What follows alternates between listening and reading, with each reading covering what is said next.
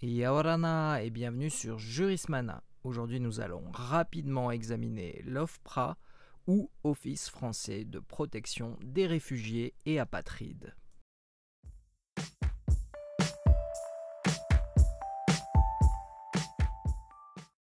Depuis la loi du 25 juillet 1952, la procédure d'examen des demandes d'asile et la protection des bénéficiaires d'une protection sont prises en charge par un établissement public administratif, l'Office français de protection des réfugiés et apatrides, placé sous la tutelle des ministres chargés de l'immigration et de l'intégration.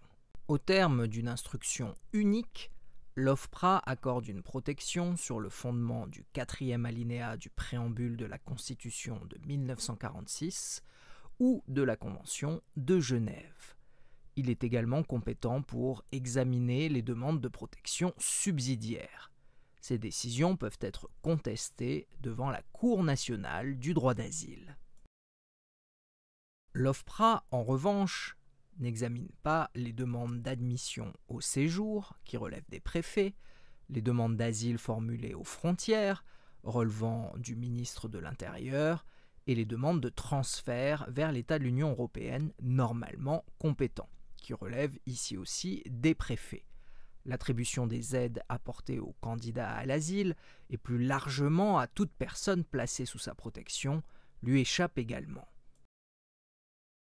Depuis 2015, l'indépendance de l'Office français de protection des réfugiés et apatrides est garantie par la loi et plus particulièrement par le Code de l'entrée et du séjour des étrangers et du droit d'asile, qui dispose dans son article L 121-7 que l'Office exerce en toute impartialité ses missions et ne reçoit dans leur accomplissement aucune instruction.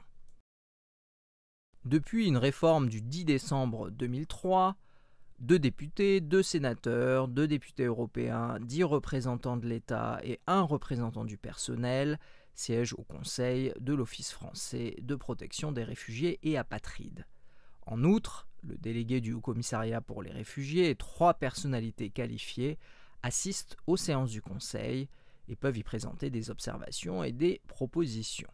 Le Conseil se réunit au moins 2 fois par an et chaque fois que cela est nécessaire sur convocation de son président ou à la demande d'au moins 4 de ses membres.